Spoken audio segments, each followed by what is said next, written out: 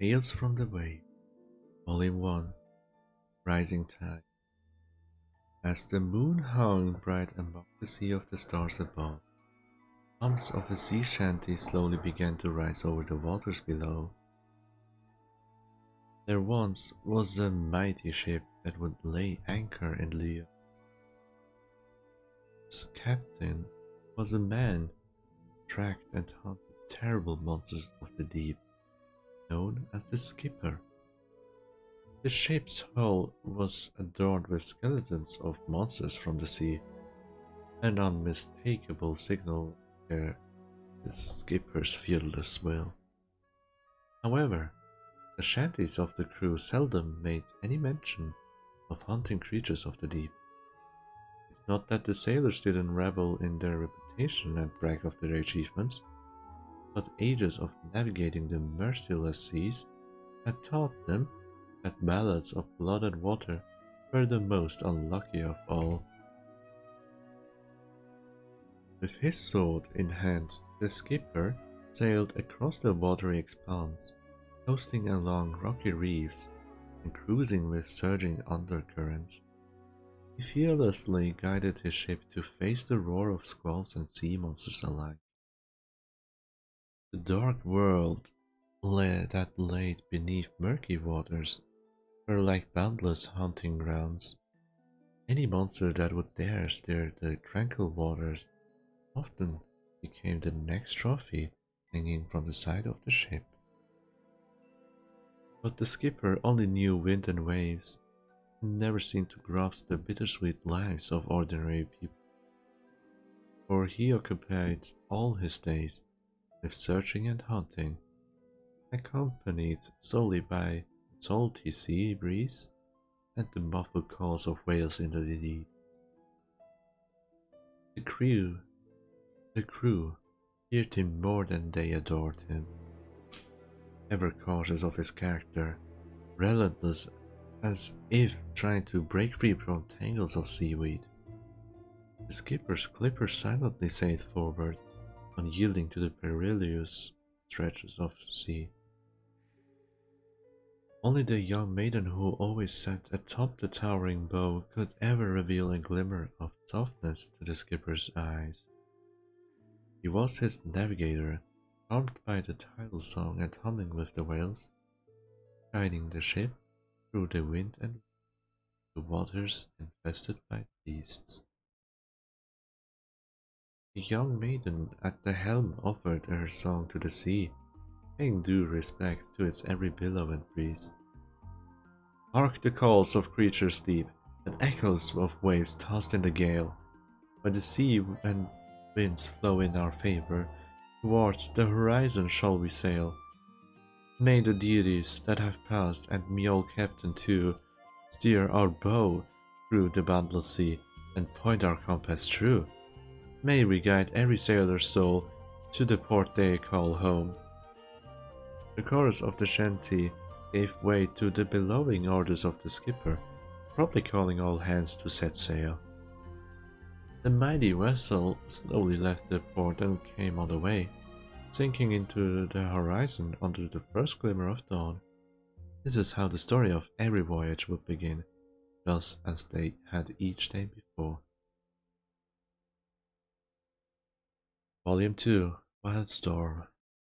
Come with me into the watery abyss, listening to murmurs of the deep. When the wind of waves are right, we sail towards maelstroms of the sea. I hear the jabber of me old lady, wishing well to their heirs to come. May they navigate blasting winds and o'er dancing waves. Pierced by heroes' harpoons, may the monster's lair meet the last of its days. Even in the most violent of skulls, her constant chanties never ceased. The voice of the maiden harmonized with the raging waves, guiding the skipper over the deathly currents, sailing boldly towards the eye of the storm, where the sea monster lay lurking. Skimming across the vortex, ushered by lightning and waterspouts, the ship inched further into the monster's treacherous waters. Flashes of lightning revealed the skipper's silhouette, fearlessly grasping his sword. Following the skipper's fixed gaze, the crew could only make out an alpine shape shadowed by tenebrous clouds. The massive figure that lay skulking in the distance was the body of the beast. The once fearsome skeletons that hung from the ship now seemed like mere cubs compared with the terrifying silhouette that lay sprawling before them, like a mountain range in the center of the maelstrom. At the skipper's bellowing command, the crew fired broadside after broadside of giant crossbows, unleashing their mortal fears and delusions on the massive body that lay like a towering wall before them. The barrages of cannonballs of barbed iron harpoons left gruesome wounds on the body of the beast. The sea monster hissed violently in pain, plunging beneath the huge crimson waves before slamming the ship's hull with all its might. The ship nearly capsized against the of the blow, and crimson waves came crashing across the decks. The sailors were drenched in the foul torrents as they cursed the gods of the elements and continued to rake the body of the beast with stone and sharpened spears. The ruthless skipper never flinched at the opponents dealt to him by fate. The thundering roars of the terrible beast were answered by songs of the young maiden atop the bow. The ship maneuvered around the monster, cruising upon the spinning torrents, and answering sharp fangs and swiping stingers with catapults, harpoons, slings, even mortal bodies to vent their dread and fury. Once the monster's body was riddled with wounds and nearly all its tentacles and claws had been severed, the skipper's ship too had been reduced to a floating hulk.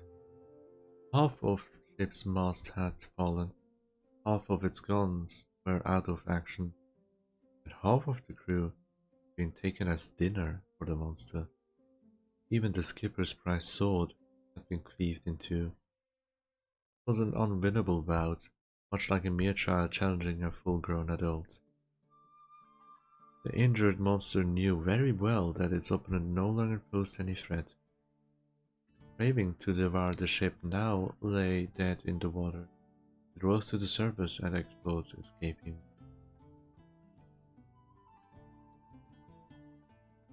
Volume 3 Receding Torrent. Although the moon was veiled by dark clouds, Shanty did not cease. As the surface grew eerily calm amidst the storm, the splintered ship drifted slowly towards the abyss. The monster's massive spiraling mouth lay open wide, and a rumbling growl came from deep within. The monster was content with its prey and opened its eyelids, frosted in reef and coral, to witness the final moments of yet another opponent that underestimated it. The monster's massive eye revealed a fragile gaze to the dying skipper. The monster reveled in the moment and through his pair of eyes beheld a heart that was darker than the abyss. A final bolt of lightning flashed in the sky above, illuminating the ship as it split into two among the monster's thrilling fangs, hiding beneath a mist of splinters. Even the screams from the keel were drowned beneath the waves. Then it was dark again, until a furious roar of the monsters broke out over the black waters once more.